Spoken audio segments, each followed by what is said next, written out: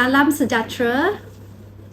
Nama saya Dr. Ngien Kiong Kiong, pakar perubatan keluarga dari Klinik Kesihatan Jalan Oyak, Sibu, Sarawak.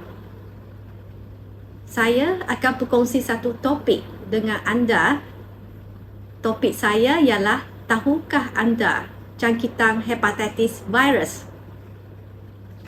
Jadi sebenarnya untuk setiap tahun Hari Hepatitis Sedunia adalah disambut pada 28 Julai secara peringkat antarabangsa. Dan sambutan sedunia peringkat antarabangsa ini juga bertujuan untuk memampatkan dan memperkukuhkan aktiviti pencegahan, kawalan, diagnosa, juga bagi mencapai status eliminasi viral hepatitis menjelang tahun 2030. Jadi bagi mencapai matlamat ini, orang ramai yang telah menghidapi hepatitis adalah tidak boleh tunggu lagi untuk menjalankan saringan kesihatan dan pengesahan awal. Seterusnya, orang ramai yang berjangkit patut diberikan rawatan dan penjagaan yang sewajarnya. Jadi, apakah itu hepatitis? Hepatitis ialah penyakit hati dan ia disebabkan oleh radang hati. Radang hati boleh disebabkan oleh ubat-ubatan herbal, alkohol, yang minuman tanpa kawalan, dan atau sistem imun badan seseorang dan punca-punca yang lain. Malah sebab yang biasa penyakit hepatitis yang kita jumpa di Malaysia ialah jangkitan virus hepatitis. Ya, terdapat 5 virus penyebab kepada virus hepatitis, iaitu hepatitis A, B, C, D, dan E. Virus hepatitis A dan B biasanya berjangkit melalui pengambilan makanan, ada air yang tercemar, dan tidak membawa kepada penyakit yang kronik. Malah virus hepatitis B, C, dan D berjangkit melalui darah atau cecair badan dan boleh membawa kepada penyakit kronik dan merupakan punca utama kepada sirosis atau kita kenali sebagai paruh hati. Dan kemudian akan terjadilah kanser hati yang boleh memudaratkan. Saya berkongsi sini yang kenyataan media yang berhormat Menteri Kesihatan sebenar sambutan Hari Hepatitis Sedunia pada tahun 2022. Dalam pernyataan ini telah diumumkan hepatitis B dan C merupakan jangkitan yang paling utama dan ia telah mengakibatkan sebanyak 1.1 juta kematian dan 3 juta jangkitan baru setiap tahun di seluruh dunia.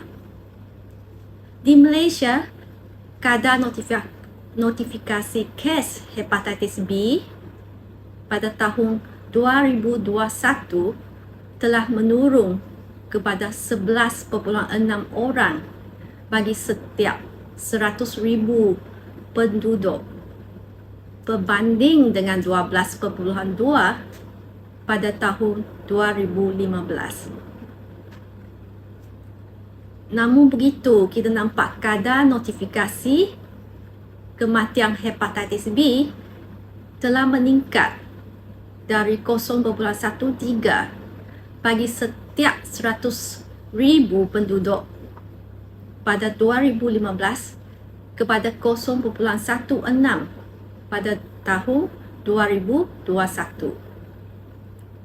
Bagi hepatitis C pula, kadar notifikasi kes baru dan kematian telah meningkat daripada 6.9 atau 0.19 bagi setiap 100,000 penduduk pada tahun 2015 kepada 8.59 dan 0.27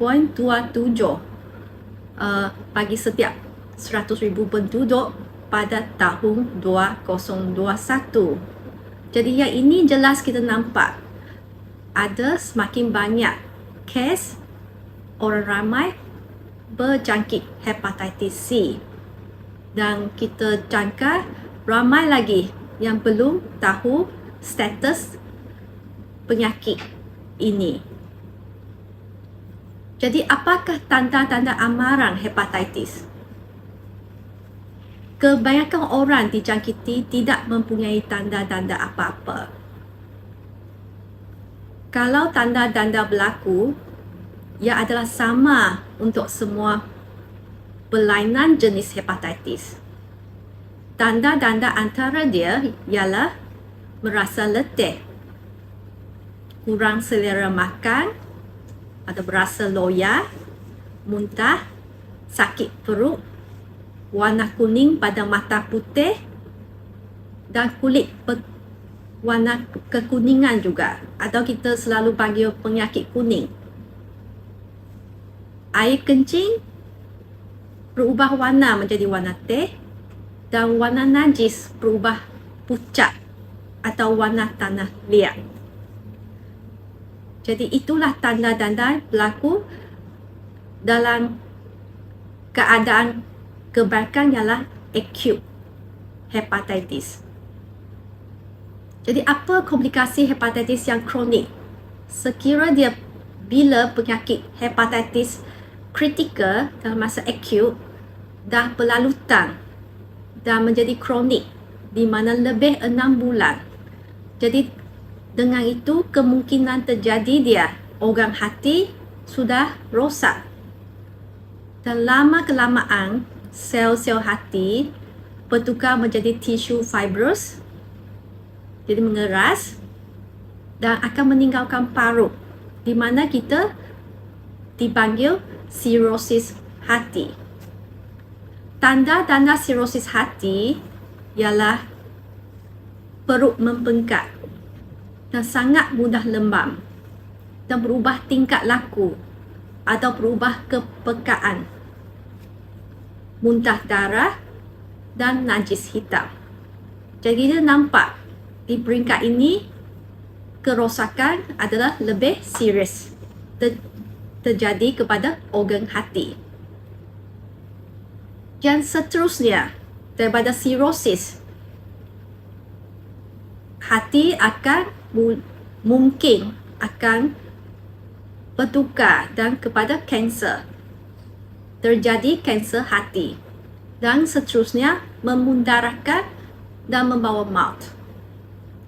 Jadi bila sirosis hati tidak mengekalkan fungsi-fungsi sebenar hati ataupun komplikasi tidak terkawal lagi, dan seseorang pesakit yang di tahap sirosis untuk meneruskan hidup terpaksalah menerusi prosedur transplant untuk memindahkan organ hati baru kepada badan pesakit yang berpenyakit sirosis, dan dengan organ yang baru, barulah dia dapat teruskan hidup. Jadi peringkat sirosis hati ialah peringkat penyakit hati yang lebih tenat.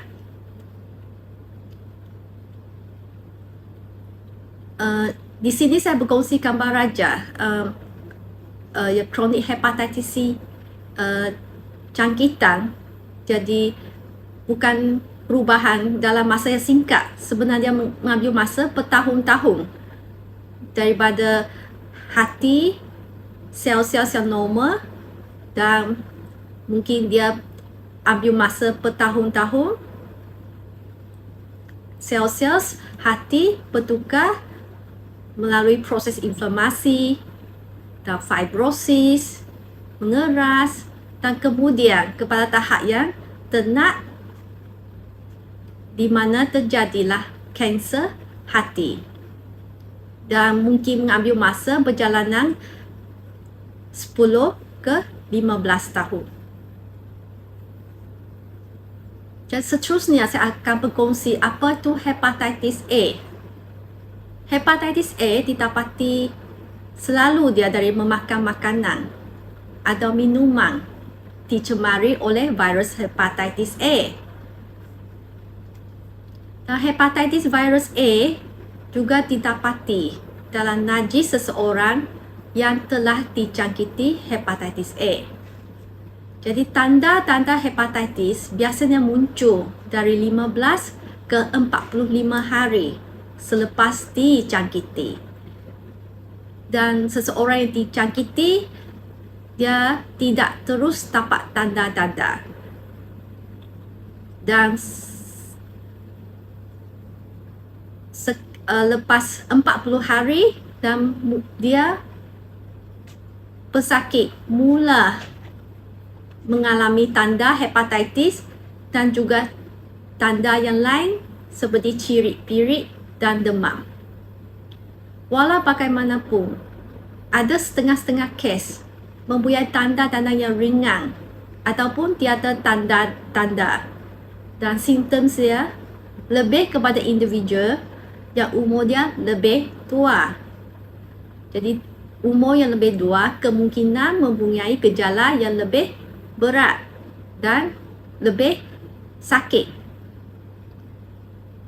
Simptom yang lebih teruk ataupun radang hati yang tahap yang lebih ternak mungkin diperlukan pesakit masuk ke hospital untuk rawatan peringkat itu. Dan hepatitis A acute akan baik dalam masa 6 bulan. Dan dia penyakit hepatitis A tidak menjadi penyakit hati yang kronik. Apakah tanda dan gejala hepatitis A? Jadi penyakit ini, virus ini, dia sihat di peringkat awal. Tanda gejala akan muncul hanya lepas hari ke-15 sehinggalah 45 selepas dijangkiti. Dan gejala yang dialami atau gejala yang kita boleh nampak, jadi pesakit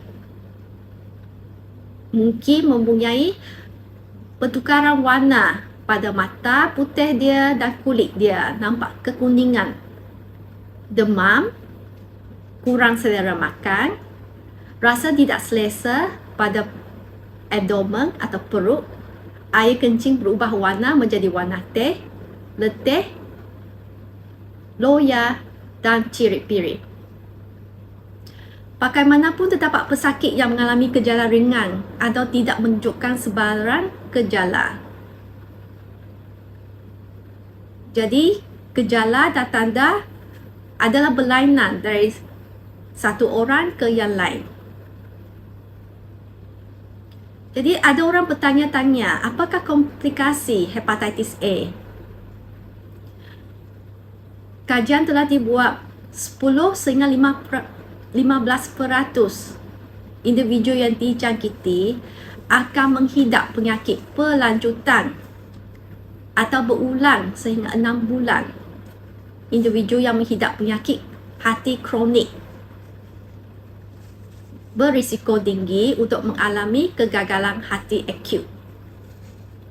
Jadi, kemungkinan juga kesimpulannya seseorang mendapat komplikasi yang teruk kalau tidak dirawat penyakit hepatitis A dengan segera. Jadi mungkin tuan-tuan dan puan-puan akan bertanya, siapakah yang mempunyai risiko mendapatkan jangkitan hepatitis A? Individu yang mengambil makanan dan minuman dijangkiti disediakan oleh individu dijangkiti hepatitis A yang tidak menjaga kebersihan diri. Jadi seseorang yang pembawa virus hepatitis A sepatutnya tidak boleh menyediakan makanan, minuman kepada individu lain sebelum dia dapat rawatan. Dan juga tetapak yang tinggal di tempat yang tiada kemudahan pekalan air yang selamat, persekitaran yang tidak bersih, sistem tandas atau sanitasi yang tidak sempurna. Sebab kita faham virus hepatitis A yang merebak melalui makanan dan minuman. Jadi kebersihan persekitaran adalah amat penting. Dan orang ramai yang tinggal bersama dengan pesakit yang telah dijangkiti hepatitis A juga berisikolah mendapat jangkitan yang sama. Jadi amat penting bagi orang ramai yang kenali ahli keluarga yang menghidapi jangkitan hepatitis A, teruslah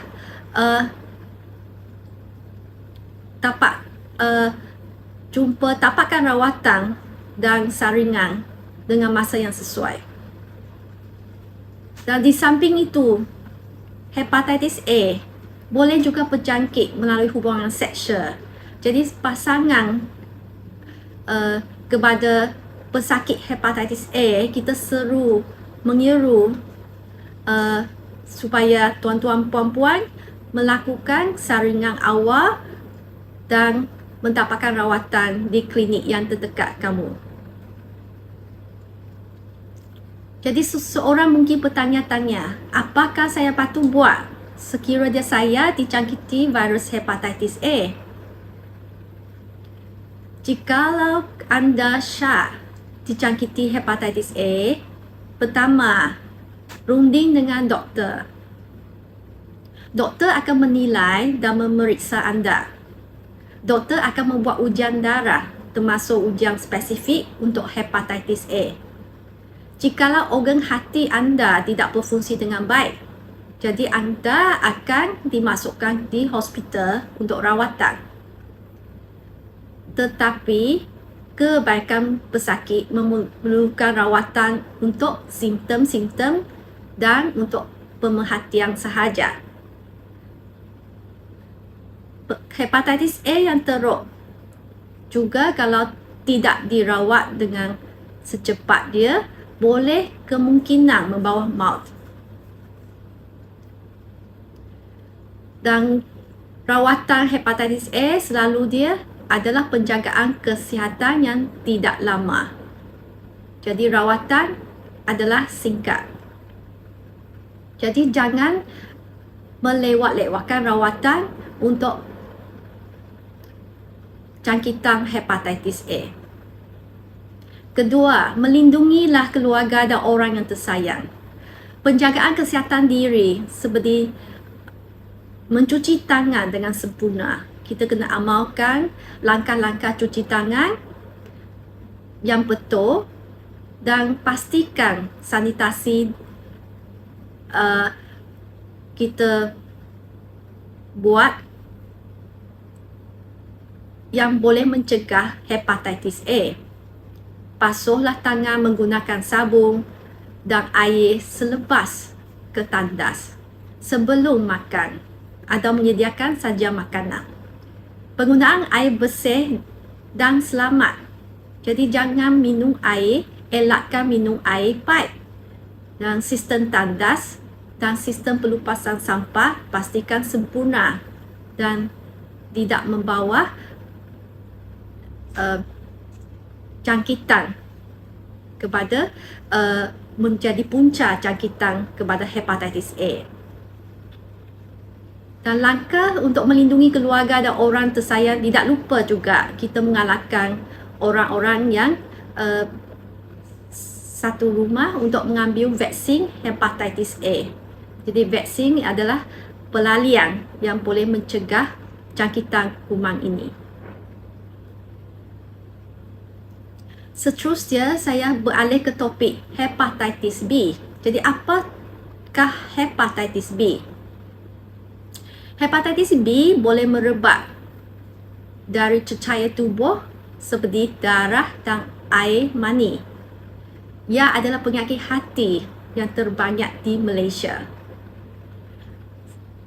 Simptom-simptom hepatitis B dia berlainan dengan hepatitis A, di mana biasa dia muncul selepas 25 ke 180 hari setelah dijangkiti. Dan simptom termasuk sengal sendi dan otot-otot. Bagaimanapun, setengah-setengah individu tiada tanda atau tiada simptom langsung. Jangkitan virus hepatitis B dia tidak macam hepatitis A. Dia boleh menyebabkan penyakit hati yang kronik dan sirosis hati. Jadi di Malaysia, bilangan penduduk yang menderita penyakit hepatitis B biasa dia dijangkiti sejak dalam kandungan lagi atau semasa kecil, dan ini menyebabkan risiko tinggi untuk menjadi penyakit hati yang kronik. Bagi hepatitis B, kita sedia maklum sekarang boleh dicegah melalui imunisasi. Jadi di Malaysia kita ada program imunisasi hepatitis B kepada bayi di bawah program imunisasi kebangsaan yang telah dimulakan semenjak tahun 1989. Ia akan terus diperkukuhkan melalui pemberian vaksin hepatitis B dalam tempoh 24 jam selepas bayi lahir. Kerana ia mempunyai keberkesanan sebanyak 95% dalam mencegah jangkitan virus hepatitis B dalam tempoh kelahiran, iaitu tempoh perinatal. Sementara itu, dos seterusnya akan diberikan kepada bayi menggunakan vaksin kombinasi 6 serangkai, 6 dalam 1. Dalam perkataan lain, iaitu pada umur bayi 2, 3, 5 dan 18 bulan. Vaksin 6 serangkai ini mengandungi komponen difteria, tetanus, pertussis, polio, Haemophilus influenza type B dan hepatitis B. Kesimpulan dia, melalui vaksin kita boleh mencegah jangkitan hepatitis B. Jadi mungkin tuan-tuan puan-puan akan tertanya, siapakah yang berisiko untuk mendapat jangkitan hepatitis B? Jadi kita ada buat kajian dan kita sudah kenal pasti. Antara dia ialah ahli keluarga dan pasangan seks kepada pembawa kuman hepatitis B. Jadi kita amat menyeru kepada ahli keluarga dan pasangan yang kepada pembawa kuman tampil ke depan dan datanglah ke klinik kesihatan berdekatan dengan rumah anda untuk lakukan saringan darah, ujian darah untuk penyakit hepatitis B secepat mungkin. Dan bayi juga yang dilahir oleh ibu yang dijangkiti, yang selalu bayi itu akan mengikut rawatan susulan selepas dibenarkan balik ke rumah setelah dilahirkan. Ketiga, individu yang mempunyai perbilangan pasangan seks. Jadi, yang individu ini amat berisiko untuk mendapat jangkitan hepatitis B. Jadi, diorang perlulah lakukan saringan ujian darah. Bukan sekali sebenarnya, kena berulang. Sekira dia masih berisiko, patut dia diulang setiap 6 bulan ujian darah dia. Keempat, penagih dada yang menggunakan suntikan perkongsi jarum. Jadi melalui suntikan jarum perkongsi, jangkitan kuman itu senang merebak. Jadi dia orang berisikolah dapat jangkitan hepatitis B. Golongan yang penerima hasil dan produk darah sebelum tahun 1972. Jadi kita dapati sebelum tahun 1972 produk-produk darah mungkin mempunyai risiko jangkitan kuman hepatitis B. Jadi Sesiapa yang pernah penerima darah pada zaman itu, kita juga diseru untuk buat ujian darah hepatitis B. Yang amat berlainan ya dengan hepatitis A, hepatitis B itu tidak merebak melalui makanan atau minuman. Dia tidak merebak melalui perkongsian hidangan atau perkakas tapur, pinggan mangkuk, patuk, pesing dan hubungan biasa.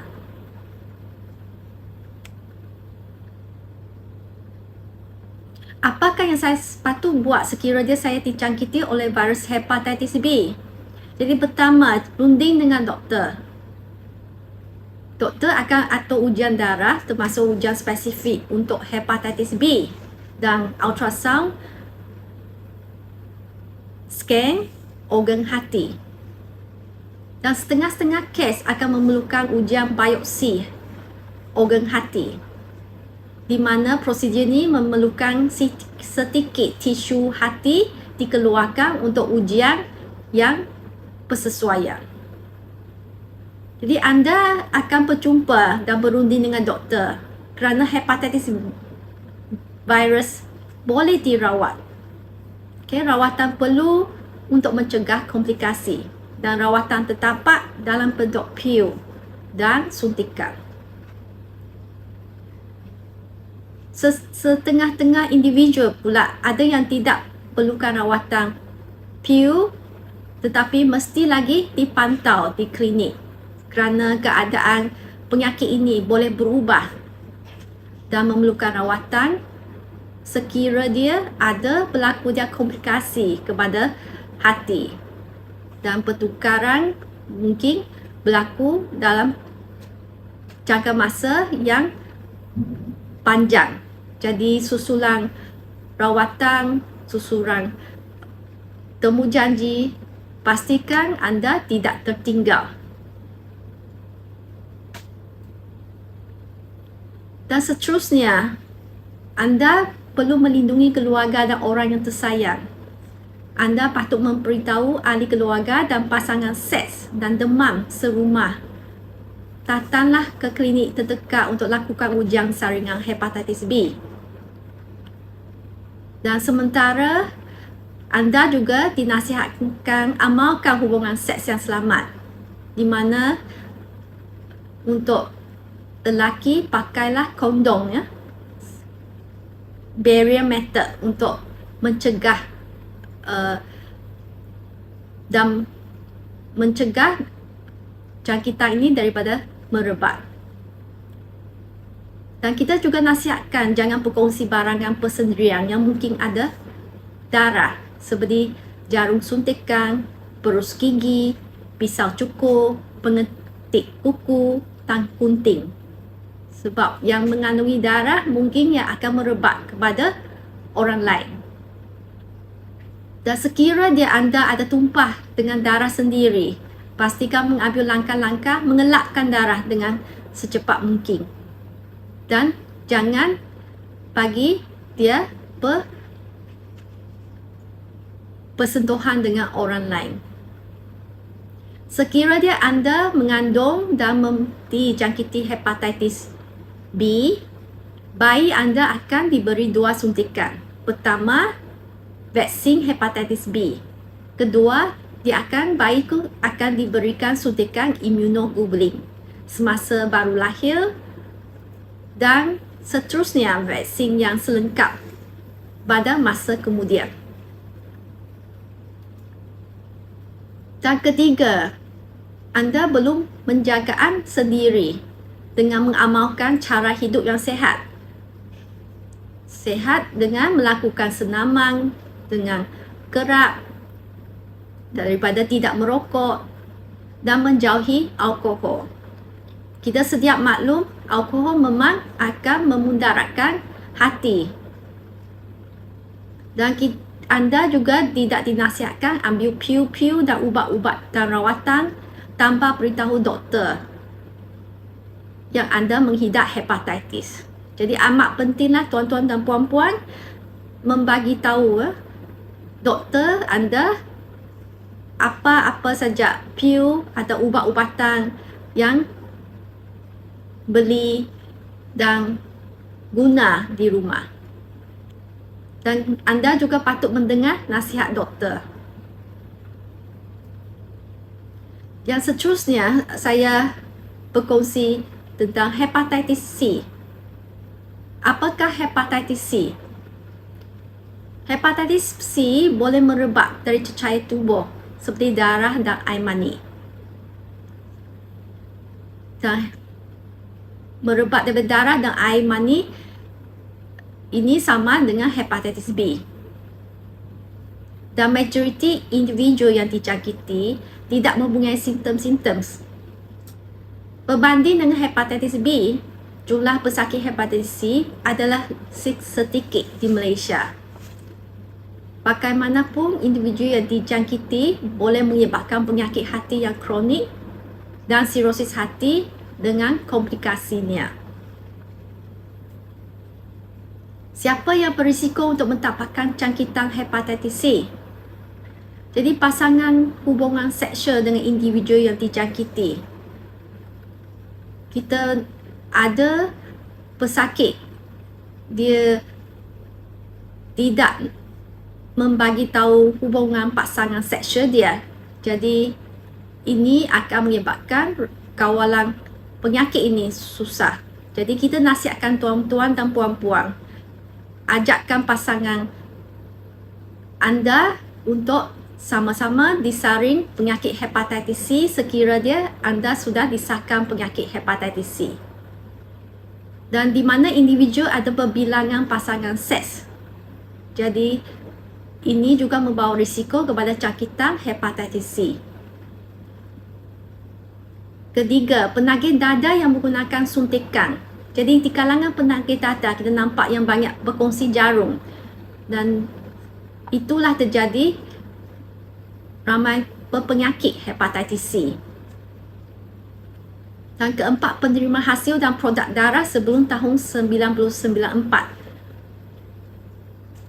Kelima, pesakit yang menggunakan hemodialisis sebab dia perlu selalu berkongsi mesin dan mungkin dia orang berisiko untuk dapatkan jangkitan hepatitis C.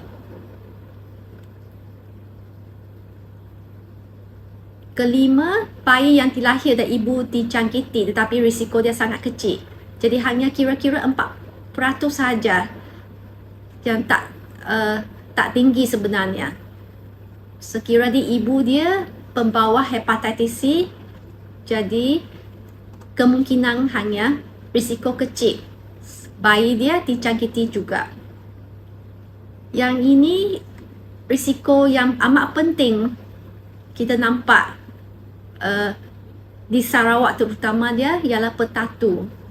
Jadi kita nampak banyak-banyak pesakit sini dia ada risiko lain-lain tetapi dia pernah petatu. Jadi sekiranya anda ada petatu, kita nasihatkan jugalah lakukan saringan virus hepatitis C. Kemungkinan cara-cara petatu dengan cara perkongsian peralatan yang berjangkit, jadi itulah dia merebak penyakit ini. Jadi sekiranya anda petatu, kita nasihatkan dapatkan saringan awal di klinik kesihatan juga. Apakah yang saya patut buat sekiranya saya dijangkiti oleh virus hepatitis C? Pertama, runding dengan doktor. Jadi doktor akan melakukan ujian darah untuk anda dan juga akan melakukan ujian ultrasound scan organ hati anda. Dan sekarang untuk virus hepatitis C, kita ada rawatan dia. Rawatan ubat-ubatan kita kenali sebagai DAA, Directly Acting Antivirus. Dan ubat-ubat ini mempunyai keberkesanan yang tinggi dan dapat memberi sembuh kepada jangkitan virus ini. Dan rawatan DAA telah kita ada sedia sekarang, bukan saja di hospital, dan kita sudah dapat ubat ini juga di klinik kesihatan. Dan hanya dengan ada ubat ini, penyakit virus ini dapat disembuhkan. Bukanlah virus yang lain, hanya hepatitis C. Jadi tuan-tuan puan-puan, kita seru ambillah kesempatan ini untuk mendapatkan rawatan di klinik kesihatan yang terdekat. Dan rawatan DAA, Directly Acting Antiviral, rawatan dia ialah melalui pemakanan pil dan mengikut kesesuaian hati anda, dan jangka rawatan daripada tempoh 12 minggu sehinggalah 24 minggu. Rawatan tempoh yang terdekat singkat ialah 12 minggu. Sekiranya anda ada tahap hati yang sirosis, mungkin anda perlu dirawatkan sehingga tempoh 24 minggu. Dan kita nampak keberkesanan yang amat tinggi sehingga 90% yang dirawat memang dapat disembuhkan bebas daripada jangkitan virus ini. Kedua, melindungilah keluarga dan orang tersayang. Jadi setakat ini belum lagi ada sebarang vaksin pelarian untuk hepatitis C. Jadi anda patut memberitahu ahli keluarga, pasangan seks, demam serumah untuk melakukan ujian hepatitis C. Dan risiko dijangkiti hepatitis C adalah rendah walaupun boleh dijangkiti melalui hubungan seks. Jadi kita masih lagi nasihatkan anda menggunakan kondom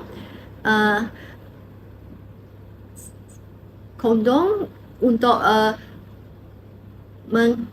menghalang rebakan kuman kepada pasangan anda. Ketiga, sekiranya anda dijangkiti hepatitis C, hindari daripada alkohol sebab kita sedar alkohol akan memudaratkan hati juga. Dan amalkan gaya hidup yang sihat dengan melakukan senaman yang berkala dan pemakanan yang seimbang, dan menjauhi daripada merokok. Dan anda juga jangan lakukan aktiviti yang berisiko menularkan jangkitan. Dan jangan mengambilkan ubat-ubatan tanpa nasihat doktor, dan tidak berkongsi perus gigi, pisau cukur, ketik kuku. Dan anda tidak juga dinasihatkan mendemam darah.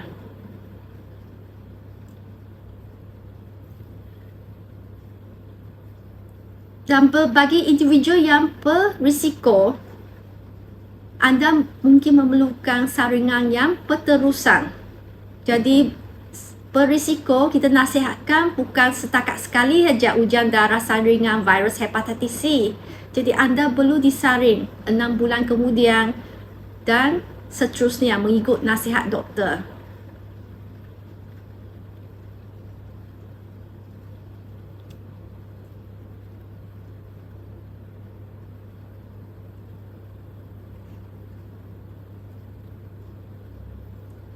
Sebarang maklumat lanjut mengenai virus hepatitis dan vaksin hepatitis, bolehlah tuan-tuan dan puan-puan dapatkan daripada laman sesawang, portal MyHealth dan Info Sihat.